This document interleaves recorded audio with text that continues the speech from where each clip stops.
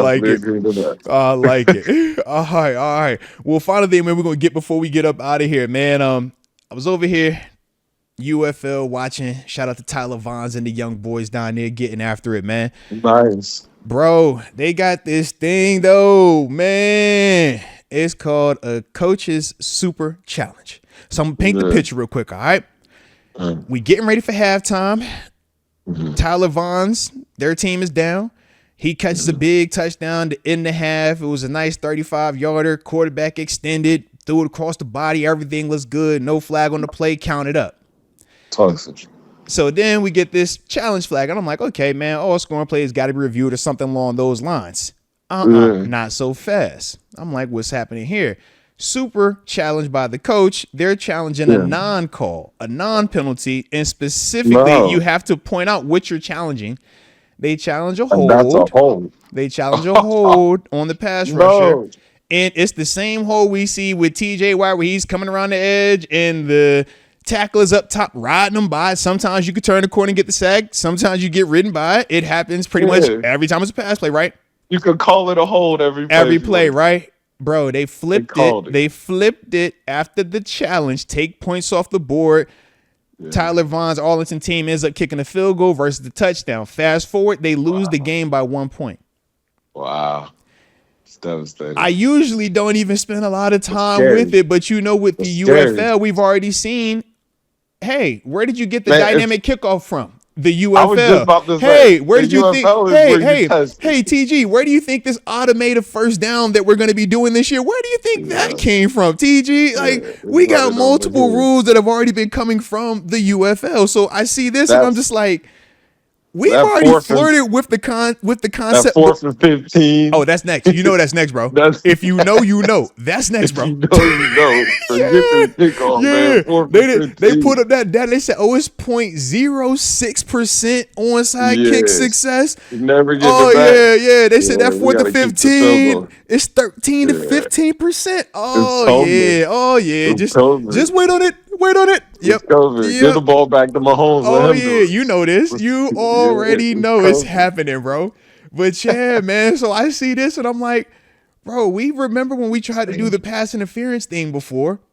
Man, that was terrible. But and Dean Blandino, who's the head of officiating at the UFL, he spoke on it and he said basically that back then the NFL told them the criteria to overturn a call. It was so crazy that it was pretty much impossible to ever change a call. Whereas they say now, with the way the UFL is doing it, and it was very much in a timely manner, they simply say, if I watch this play and if I'm grading that official, if I would have said plus, then we don't change the call. If I watch this play and I would have gave him a negative, then we change the call. I was like, whoa, that's wild, man.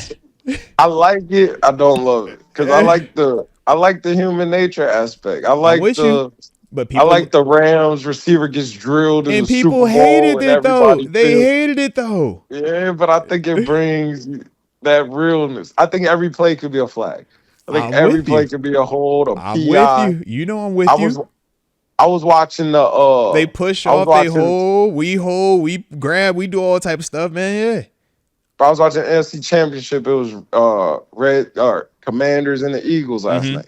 And they had ran this play in the end zone. It was a 2-point conversion. They did the RPO and he threw the corner route. The Redskins. I mean, the Commanders did. Yeah. And they looked at it and you could just see all the linemen downfield. Yeah. And the legal men downfield. Like, throw the flag. It's like, nah, this is a big moment in the game. You gotta let it ride. Yeah, it's like, ooh, they bro, missed that's RP. Yeah. I'm like, yo, he's downfield. It's a legal man down the grass. Like, throw this flag, bring this back, let's cook. Yeah. But now it's like we want to go back and take the like.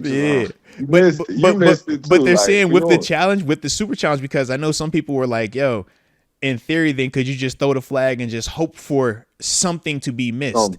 They say you do have to be specific and say, I'm challenging this specific part of it. This who it is. Right. Like, yo, that's what they did. Yeah, they was like, yo, I want to check the tackle on this hole right here on this guy, this player. Yeah, so it's like you have to see it. So it's not like I can just throw it and say, all right, pass interference on somebody or holding on somebody or somebody was downfield. No. It don't work like that. Like you have to say, all right, I want to challenge pass interference on number 26. Like I want to challenge passing. I want to challenge defensive hold on number 91.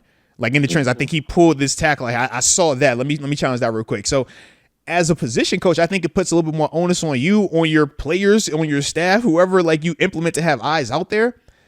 But at the same time, because you only get 2 of them, one each half, it's like you don't get to just waste it whenever something explosive happens, because if you actually need it, now you kind of screwed at the same time. So I was like, man, that's what made it a little bit more intriguing. I'm like, all right now.